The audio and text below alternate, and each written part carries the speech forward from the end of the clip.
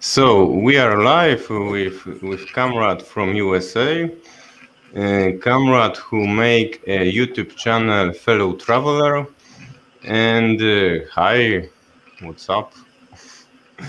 Not much. Had a pretty interesting evening.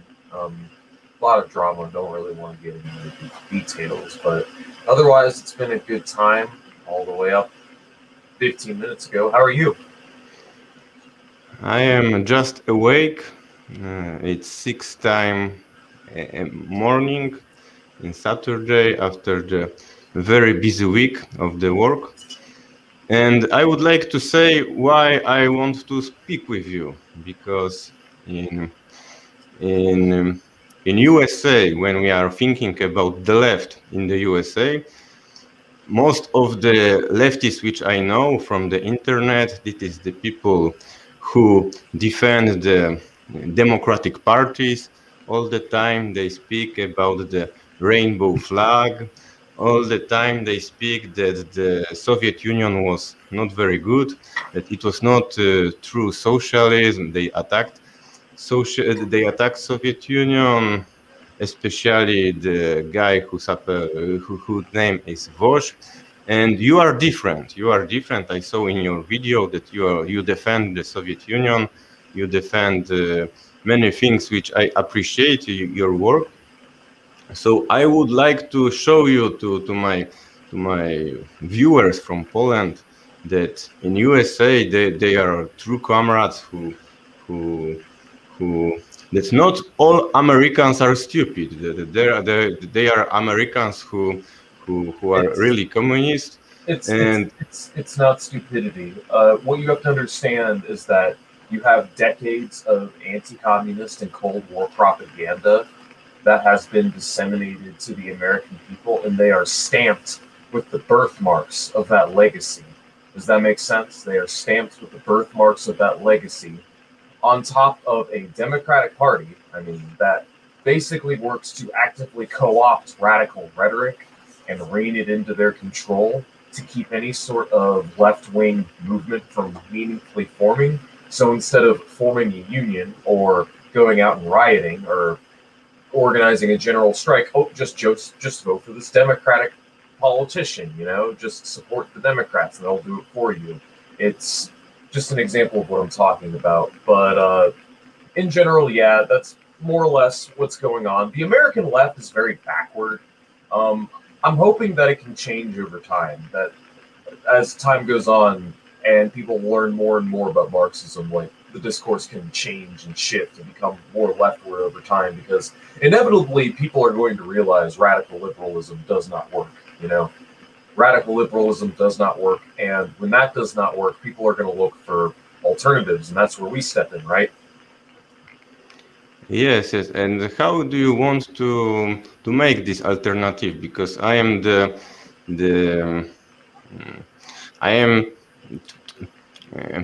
I appreciate the traditional way of building the socialism in Poland. We have experience. We have the history of the socialist movement. He started in 1870s.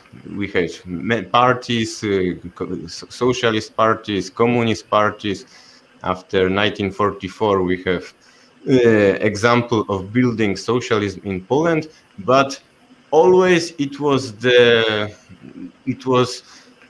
all things which we can win. It is because we are united. We are trade unions. We have party, and we are united. Now, when I see this activity in internet, I think that people are they are not united. There are people from many cities, and after, if we want to act, if we want to do something, it's not very efficacious. So you made your propaganda campaign 100 sign.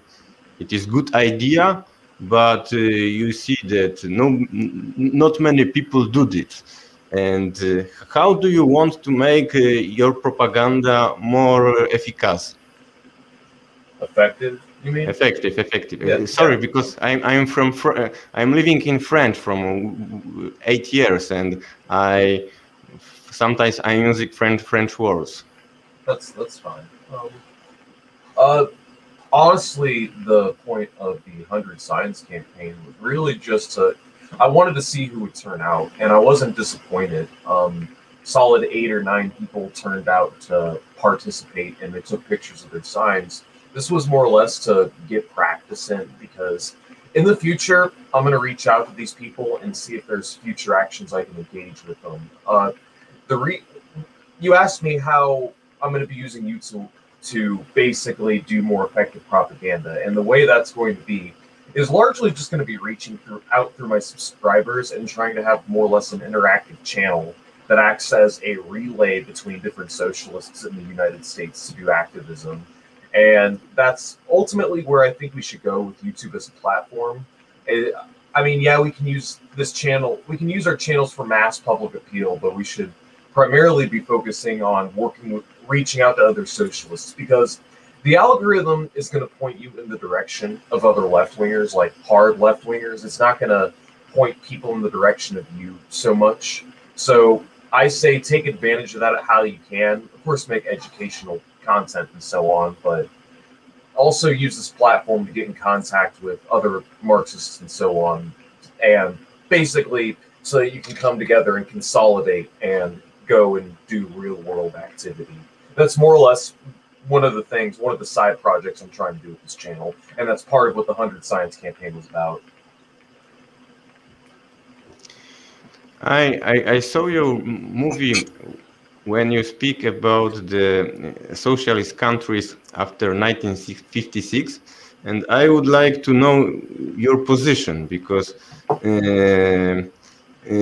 if I good understand, in other videos you are referring yourself like Maoist, but the Maoists are the people who attacked socialist countries.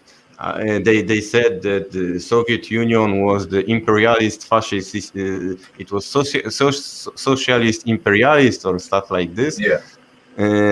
Yeah. So you had the anti-Soviet position that emerged out of the 1960s, coinciding with the Chinese Cultural Revolution. I don't believe I've ever identified as a Maoist on my channel. I do like a lot of Mao's works, and I do think his writings and his theory is important. I mean, even if you're not a Maoist, you should be studying Mao, because there's a lot of invaluable things and a lot of wisdom within his works. But with that being said, I'm very pro-Soviet. I'm very Soviet aligned, even past like the Stalin era. I'm still aligned with the USSR. Critical support, of course, because after the death of Stalin, there was a lot of loss for enthusiasm, as you probably know. Loss for enthusiasm, stagnation of living standards, lack of democracy. It had its issues, but I still critically support it as a progressive force for the world. And it is a tragedy that the Soviet Union is gone. You see, I appreciate Comrade Stalin, but I think that many things are good also after death of Stalin. For example, in Poland, in the time when Stalin was alive, or he was dead, but until 1956, in Poland we have the ban of abortion, and it was not good. I support the right to women to make abortion, and other things which are not good. It is allowed to the Catholic priest to going to the school and learning about the religion stuff. It was also not good. And in 1956, in the time when we have this changing power and the Gmuka take a power, he introduced the right to abortion, and also he banned Catholics from the schools. So it is not for me so easy, so simple that after death of Stalin, everything was worse. It was things that are making better. No, you misunderstand. still improves. Like, socialism spread all over Eastern Europe. Living standards continue to improve. I don't think things got worse, but I don't think things got that much better either at the same time. I do have my criticisms of like Soviet style socialism. Main thing really just being general. I would say like the inability to keep up with the West, at least when it comes to like consumer goods and light industry. And obviously, bringing back capitalism did not help that much in that regard. I mean, a lot of Eastern Europe still struggles, and the wealth gap between Eastern Europe and Western Europe is even bigger now than it was 40, 50 years ago. No? Am I right? Like, yeah. Yes, Like, now Eastern Europe is disaster. yeah, Eastern Europe is poorer now than it was 40 to 50 years ago. But otherwise, even with like the improvements and the advantages of socialism, there was a lot that was left wanting, and they saw like the consumer economy of like the Western countries, and they wanted a piece of that, but they didn't realize like what they had. They didn't realize like, oh well, we have full employment and healthcare and all these human services and a social system that's actually designed to take care of us. You know, I just want the video games, I want the Nintendo and the Walmart and so on, and the consumer luxury items. And I do see that as kind of a failing of historically existing socialism, which I partly blame on the Cold War and the arms race, because you need to prioritize heavy industry if you're going to have a strong military industrial complex. So I don't entirely blame that on just old socialism. I'm sure if there wasn't a Cold War, then the socialist countries probably could have done more of a shift towards consumerist socialism over siege socialism. Does that make sense? Yes and no. I would like to say that Eastern Europe after Second World War was totally destroyed. For example, Poland in 1945 was totally destroyed. And the difference between the Poland in 1945 and Poland today, it is not that that socialist Poland was richer because it was totally destroyed. But in Poland in 1950s, 1960s, you have perspective for yourself. You can stay in your country, you have work, you have study, you have hospitals, you have houses. All these things, you have the social security which not exist today. Today, when I lived in Warsaw, I earned 1,400 zlotys, and for rent a house you have to pay 2,000 zlotys. So the rent of house is bigger than your salary. It's totally absurd system. It's impossible to live in Warsaw for working people. And it is why, of course, we have now new buildings of the corporations and new cars and other consumer stuffs. But the people are very, very poor, and it is why 3 million of Poles are go out from Poland. They're emigrated. Oh yeah, no. Immigration from Eastern Europe has been rampant since the fall of socialism. I'm aware of that, along with human trafficking and drug abuse, but those are different topics. I know there's a lot of immigration coming from Eastern Europe, but otherwise, population numbers were consistently increasing under socialism. So, growing workforce, except in the DDR. In the DDR, I believe population was shrinking, right? Like it was shrinking in the DDR, but it was growing in Eastern Europe. I don't know if DDR. I think that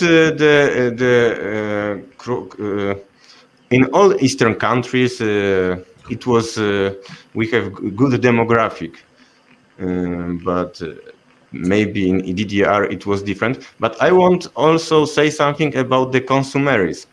that I think that things which existed in socialist countries, like hospitals or schools, which was totally free, or houses, which was totally free, are 100 more important than the that you can buy a new Nintendo, new iPhone, or stuff like this. When today we saw the comparison how socialist countries like Vietnam or Cuba, they are how they managed the COVID-19 epidemic, and we want to compare this with the capitalist states, we saw that you can have iPhone, you can have many consumer stuff, but after you go to hospital and they give you one 100,000 that you have dollars that you have to pay, and it is why many Americans and Eastern and Western Europeans are dead for the COVID-19. Well, yeah, I've noticed that it's pretty much the countries with communist governments that are the ones that handled the crisis the best. Did you see how China handled it? They shut down multiple cities. They just straight up shut down multiple cities and blocked people up in their own houses. But they stopped it. They stopped COVID-19 in China. Cuba was able to contain the virus. The DPRK was able to contain it. Pretty much every country that's governed by a communist party clamped down. It was able to stop COVID. But then most other countries, I mean, save for like African countries, ended up having like these really serious pandemics. I mean, look at the United States. Do you know how many people have died from COVID in America? More than in 5 years, 5 wars. This First World War, Second World War, Korean War, Vietnam War, all together. 560,000. Isn't that crazy? Yes, it's.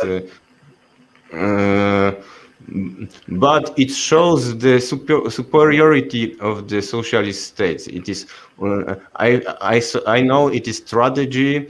I am not happy about this, but in the second way, everybody who thinks logically, when we see Vietnam and USA and see that here is in Vietnam, I think it is only 45 people who died from COVID. In Poland, every day 500 people died every day, and in Vietnam, in all year, it is only 35 or stuff like this.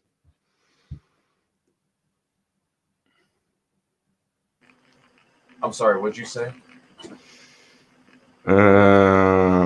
No, I only repeated that Vietnam won with Poland. That in Poland every day now you have 500 people who died from COVID. Every day. I gotcha. How is life in Poland right now?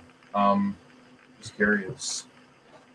Like compared to like back when they were under the Warsaw Pact. I know we talked a little bit about this a minute ago. So when they made the counter-revolution, they promised the Poles many things. They promised that Poland will be democratic state, independent state, and rich state. That we will be, everybody in Poland will live like in Western Europe or in Japan. So Poland is autocratic state. We have a police state. In November we have big demonstrations of women because abortion in Poland is totally banned, and the Polish police are beating young women in the streets. We are totally dependent that the USA. Many thousands of US soldiers are occupying Poland, and it is USA who decided what Poland have to do in the foreign affairs. And so we are not independent country, we are a protectorate of the United States. We are country very, very poor. We are a country where now we have the it is catastrophe of the humanitarian catastrophe. In last year, we lose 150,000 people. Who the Polish population is smaller in 1 year. They emigrated. No. They died. Because we have 5.5 million people who died, and only 3,315 who are born. So you see this difference, that more people died than born, and it is enormous difference. In the time of socialist, always the people who born was bigger than people who died, and now it's different. Now we have the hospitals in Poland is totally catastrophe. Yeah, I hear you. Well, I can't really speak from experience because America has always been a capitalist country, but honestly, there's been kind of a stagnation that has been going on in the United States since like 2008. For the last 13 years, living standards in America have honestly been stagnating. Life expectancy is half a year less than what it was 13 years ago. Real wages haven't really been increasing. I mean, living standards are really just stagnating right now. So there's a very interesting crisis going on in the imperial core, and there is a collapse, but it's unlike anything that we've ever seen in really the history of humanity. It's a very interesting kind of rot, and it's hard to describe. Social relations are breaking down, like relations with the family. Everybody's on drugs. Everybody's just like medicated. Everyone's depressed. People are extremely atomized and alienated. So while exploitation is, I mean, the rate of exploitation is high, but like the rates of social alienation are just beyond anything you could imagine. Like, even when Poland was going through the 90s, right? Even when Poland and the Eastern Bloc and the Warsaw Pact and like the ex-Soviet states were going what they were going through, you still had like family and friends and familial ties and like the remnants of socialism left over to kind of rely on. We don't have that here. It's nobody really depends on one another. Everybody just kind of hates each other's guts. Does that make sense? Yes, but in my situation, I am emigrant. From 8 years, I am living in France. I have contact with my parents only 1 or 2 times a year. Of course, we can make contact by telephone, but it is not the same. And 1 year ago, I became father, and my son only a few weeks view his grandparents, and it is the tragedy for many Poles. So this counter-revolution which we had in Poland, it is not only the catastrophe for the economy of Poland, because Polish industry was destroyed. Polish schools was destroyed. Polish bibliotheques was destroyed, but also Polish family was destroyed, because many workers are all the time or they emigrated, or they work. They are living in Poland. But they are working in European Union. For example, the car drivers.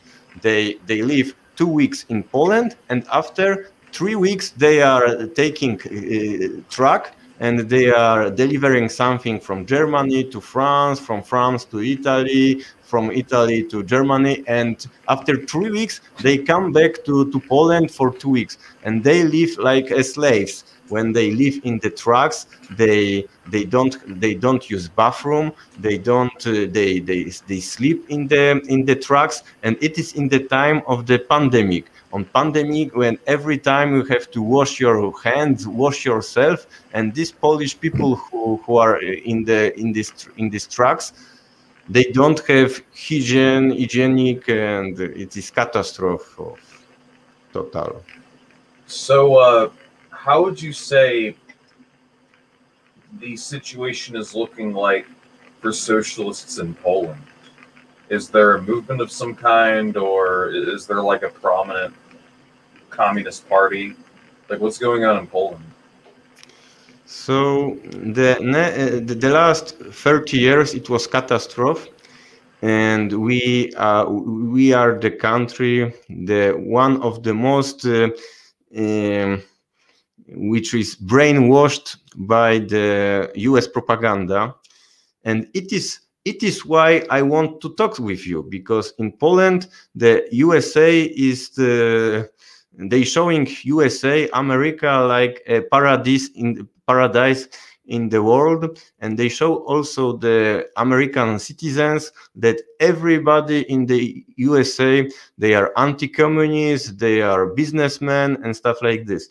And I want to show you to the Polish people that no, in USA they are also communists, like us, and communists who are agree with us, because the people who speak about the leftists in the USA, they say yes, of course they are leftists in the USA, but this is not true leftists. This is leftists who all the time they are speaking about the LGBTQ questions, or they are more anti-communist, anti-Soviet than the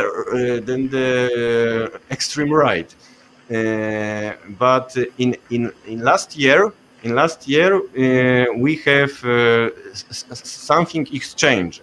We have this women's strike, which started in October 2020. That in all Polish cities we have the demonstrations of the women who fighted for the abortion, but it was not only the demonstrations of women. This was the demonstrations, all people who are not who don't want this society, capitalist society. Of course, it was not communist. It was not communist activity, but I am now when they speak about the Polish population, the Polish young people and the Polish women are now very leftist. They are not communists, but it is time for the communists for the make the propaganda and pushing these people for the communist ideas. Right. Did you have any other questions for me? Yes, of course. I don't know how many people, how many time do you have, but I watched some of your videos, and you know, for me, you are somebody very special. Because your localization, because you are from United States, and all things which you said in your channel, it is proof that internationalism exists at the so could you say something, summarize your discussion about the DPRK, about the North Korea, because you said there are many interesting things. Oh, with Dr. Hudson? Yes. From Britain? Yeah, I was just talking with Dr. Hudson about Juche, DPRK, the history about the DPRK, the war that the North and the South had, how they arose, and how they originally started as a national liberation struggle, as well as a struggle for socialism and independence, and how the South was propped up by the United States after World War II, and more or less just existed as a neo-colony and a fortress against communism during the Cold War.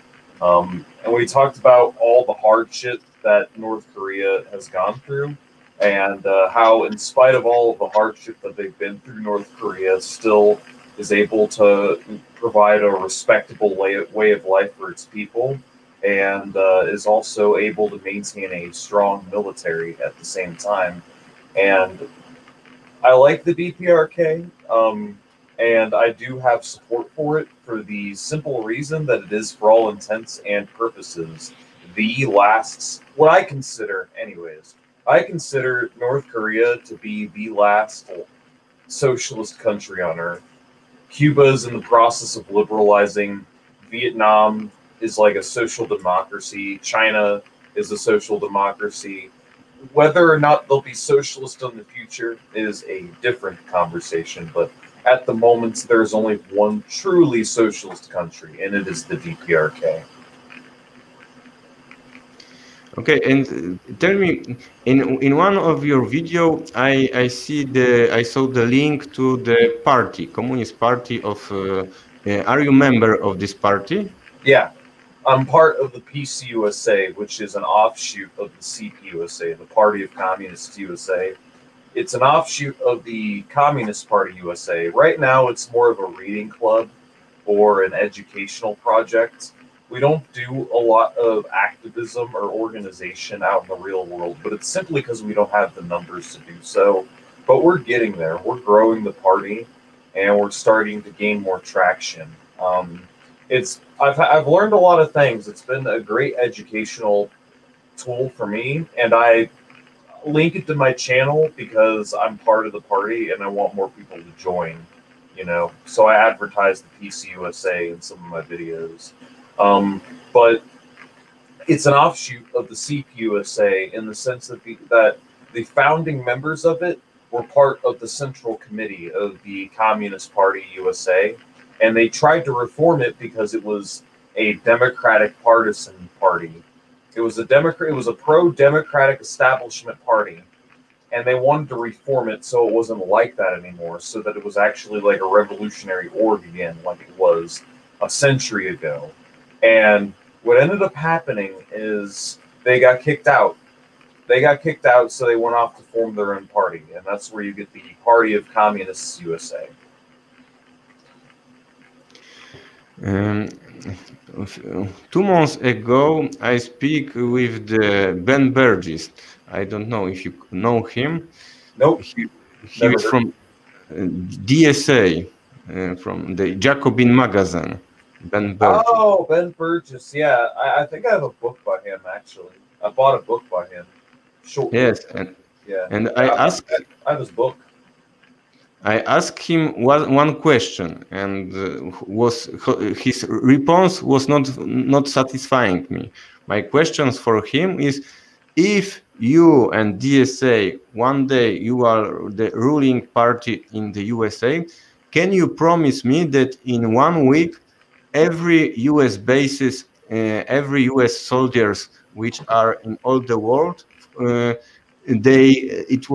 will be liquidated and they will come back home to USA? And they didn't want me to promise this, that no, it is more complicated, we can't liquidate all these US bases right now in 1 week. And if you one day your communist party, you make your revolution, can you promise me that the American soldiers from Poland and from all other countries will go away like this? In a week? I don't know if we could do it in a week, but we could definitely bring them all home over time. I don't know how long it would take you. It might take a little bit longer than a week just because there's hundreds. You have to understand there's hundreds of billions of dollars worth of hardware that we have exported from our aircraft carriers to our tanks and airplanes and so on. It might take longer than a week to do that, but it could definitely be done. So yeah, no, I would definitely want to withdraw U.S. presence from as many places as possible. Well, if we had a revolution, I'd take that back. If we have a revolution, I mean, you know what the CIA is, right? You know how America has been forcing fascism down the throats of all these third world countries? Well, ideally, we could just do the opposite of that. We could just instead turn all these countries socialist because of how influential and how much sway America has. Because, like, America is like ground zero for the capitalist project. If America went socialist, we would be able to hold so much influence because we already do. We would be able to influence all these other countries to go socialist too, and basically encircle the capitalist countries and more or less export the revolution. Does that make sense? Exporting socialism. You see, it was the discussion in the government of the Russia after 1917, and it was the discussion between Bolshevik and the party of the left SR, that Lenin decided that every nation which lived in Russia have a right to independence, and if it won't be independent and make a capitalist, it's not problem.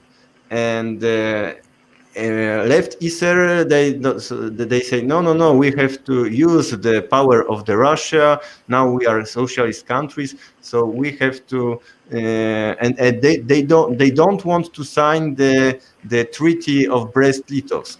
And it was why it was the split between Bolsheviks and the SRs. And in this, for me, for like a Pole, the Lenin was a reason, because it is Lenin who gave us independence. But I am not talking about that I am nationalist or something like this.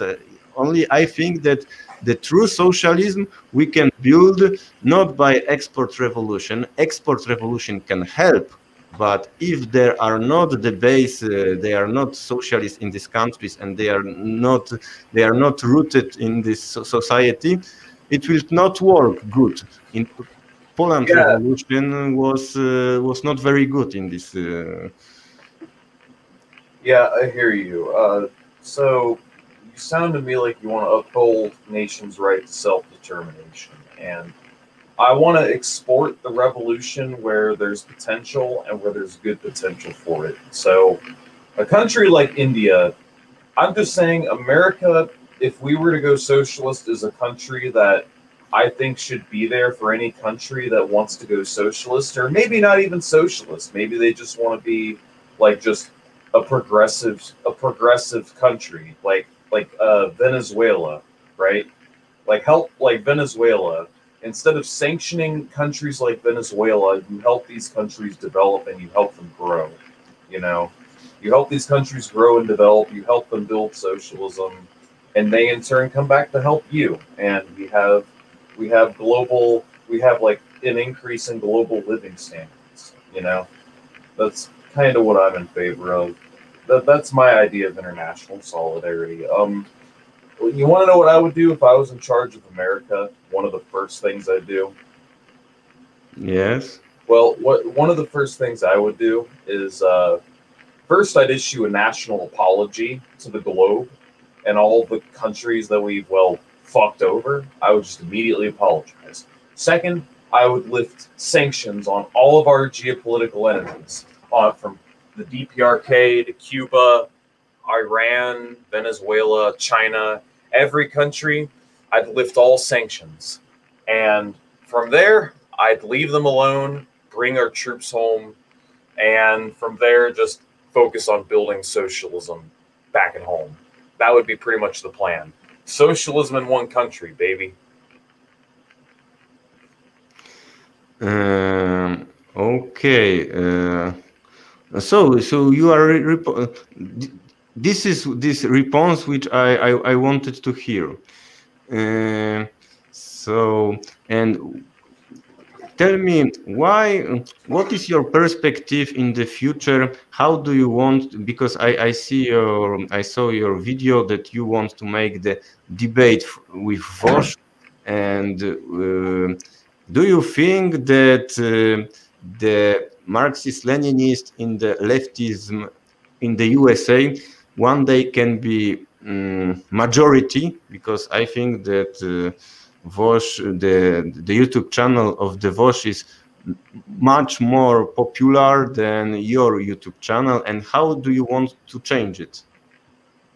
Well, debating him is part of it. Disproving his ideas are another. The reason why these channels take on in the algorithm and become popular is because they're profitable, right? They have a profit to generate. They generate ad revenue. So, to an extent, I guess I have to play the game and behave in that manner, to the extent that I can. But you know the phrase, the capitalists will sell you the rope that you use to hang them with. I'm going to try and use capitalism to destroy capitalism in a sense, and basically spread the ideas of ML and good theory and so on, and explain to people how you have to be educated political scientists if you really want to change the world. So there's kind of a dialectic that works with different ideologies on YouTube. People will shift in one direction and another. Right now, it's breadtube consciousness. But I think down the line, if we play our cards right, it can go from breadtube consciousness to like revolutionary consciousness over time, and people suddenly you'll have a boom of like people that are basically ML, are basically quote unquote tankies that see the system for what it is, and they become radical and they want to change, and suddenly you have an army of people that are like dedicated cadres. But it takes time to get to that point. I feel like we're a few decades out from that. It's going to be a while before Americans are that advanced. Right now, Americans are still very backward when it comes to class consciousness, and there's a lot of work that just simply needs to be done, you know? And what do you think about the Richard Wolff, professor of economics? I like Richard Wolff. I think he's got some good ideas. I think he focuses too much on worker co-ops as a solution. I understand why he does it. I just think that he should focus a little more on the big picture. He said, like, because he focuses on co-ops for the short term, or from the short term, and he focuses on that. But I feel like because he makes people think worker co-ops are what socialism is, when really worker co-ops are part of it, but socialism encompasses so much more than just worker-owned cooperatives. There's a lot more to it than that, and I feel like Richard Wolff could. I feel like he's doing kind of a disservice when he doesn't take the time to make that distinction.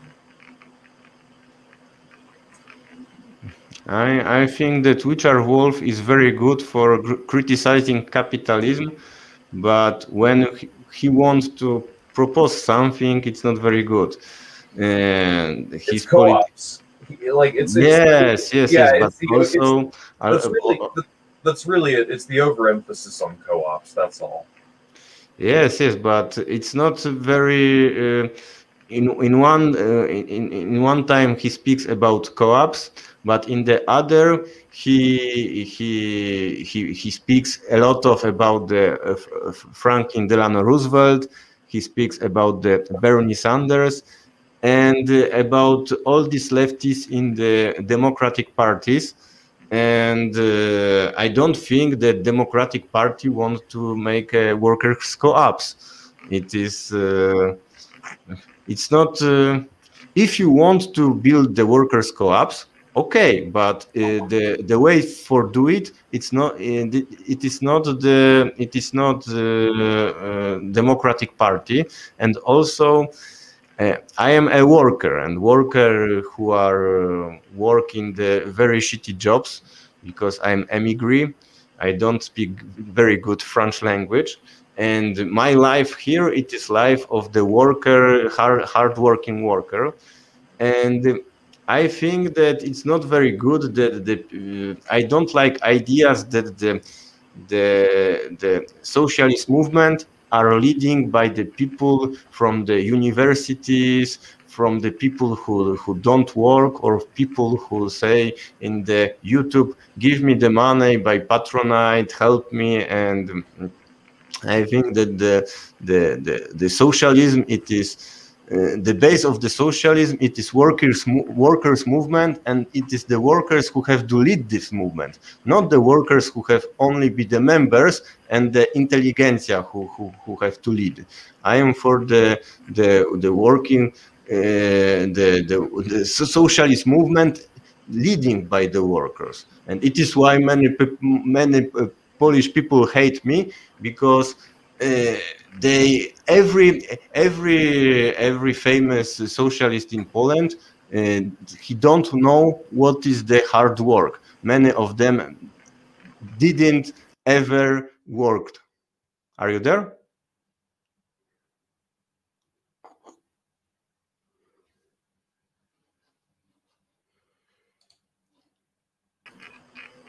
Hello? Hey, what's up? Sorry, I disconnected. You were saying? Oh, you are. My internet browser froze up. I had to refresh the page, but I see you now. You were saying? Yes, yes. I am saying that I am worker who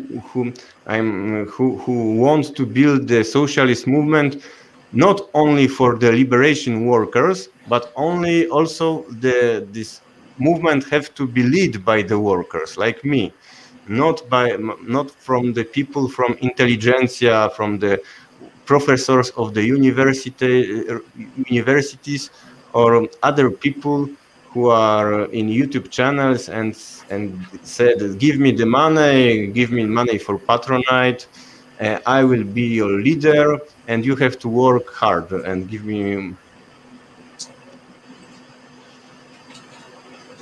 I don't know if you No, I understand what you're saying. Do you hear me? Yes, yes, yes. Yeah.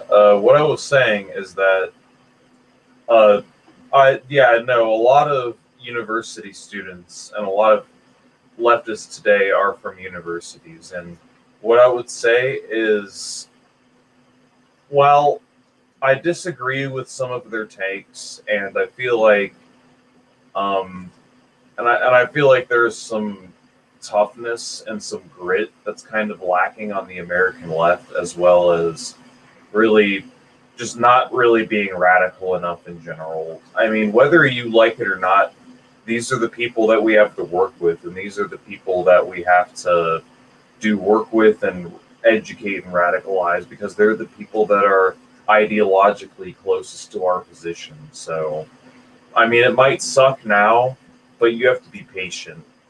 And if you work with them in the long term, it'll pay off, you know?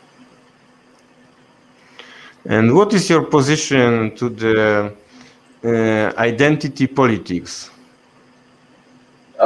I don't like it. I think that a class first position should be upheld.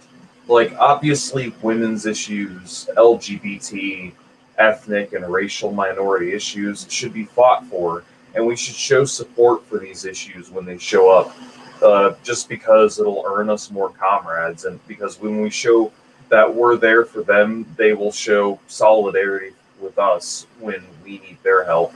But I feel like the biggest thing is that we need to stress a class first position, because at the end of the day, it's class politics that are at the heart of all of society's woes. That is my stance. So class first, and then the identity struggle second. But you should still care, and you should still fight for social equality, as well as economic equality, as well as political equality. Does that make sense? Yes, yes, yes. I am agree with you. And do you know some socialists from Poland? Communist, Marxist? I know of Polenkaj and his old series Big Brain University. It's good stuff. Yes, yes, yes. I speak with him. I have one conversation with him, but in Polish language we try to use his to speak. And others? No, he's the only Polish comrade that I know of. Yes, yes, yes. But do you know the history of the socialism in Poland movement? I don't. Rosa Luxemburg, Felix Dzierżyński, Bolesław Bierut, Julian Marchlewski. I thought that isn't Rosa German? I didn't think she was Polish. I thought she was German. No. She was Jew, born in Poland, and she emigrated to German. But she started her activity in the Polish socialist movement. She built the Social Democratic Party of Poland and Lithuania, and after they started to they be active in the German movement, but she started like a Pole. Poland in her time didn't exist. But for us, her first articles and theoretical works are writing in Polish language, and after she started to write in German.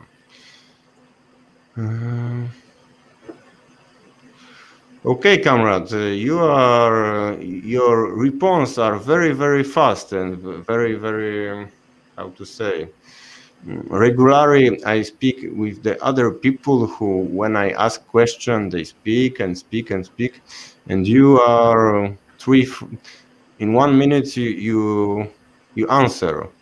So Yeah, honestly, it's just because I'm tired and I have been drinking. I'd probably, okay. yeah, I would probably be more. It's honestly just because I'm tired. Uh, Otherwise, I know that English is not your native tongue.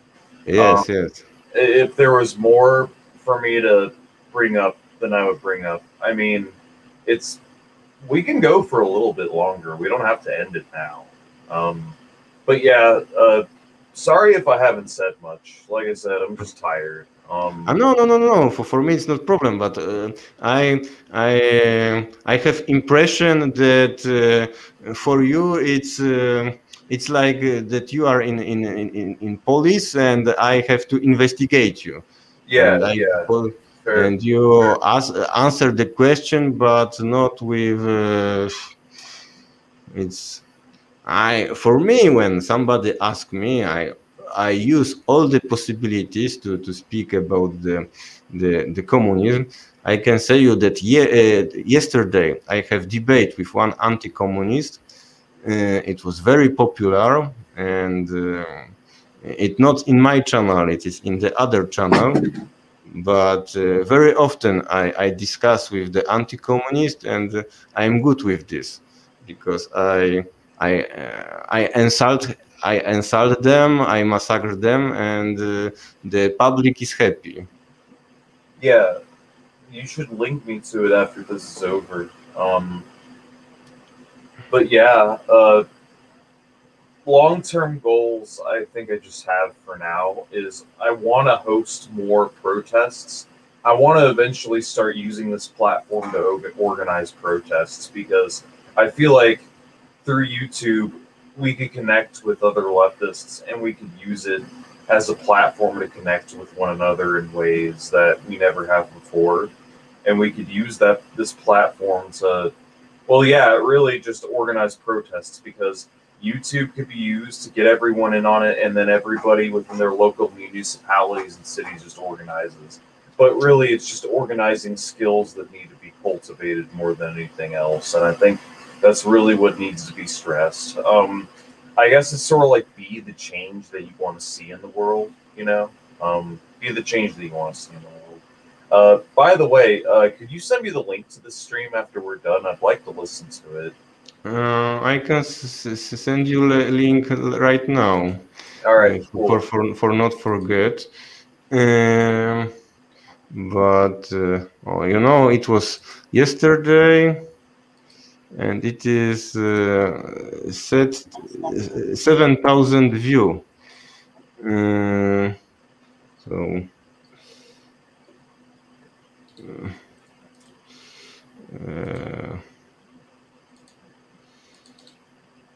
I'm listening.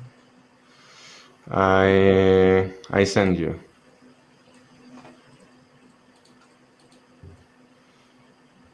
All right, thank you. You're welcome.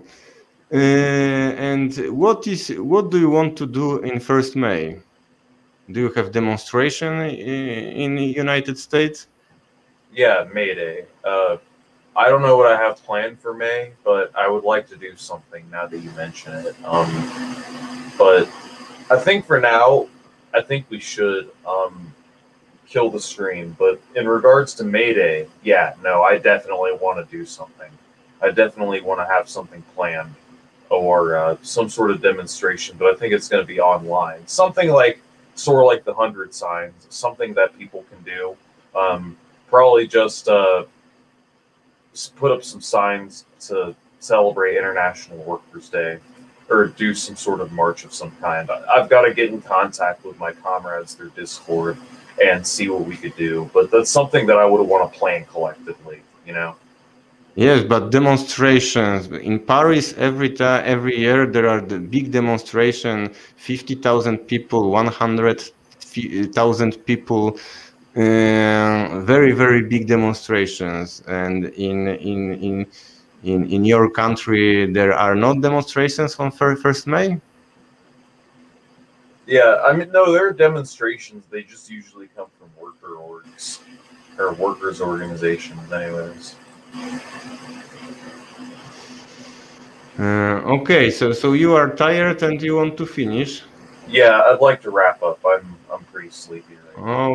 Okay. So thank you for your time. I know that this is difficult with this difference geographic.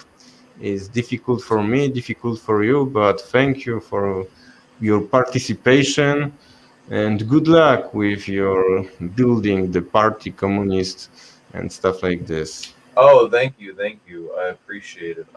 Thank you very much, comrade. It's been a pleasure to be on. Okay, thank you and bye. All right, bye bye.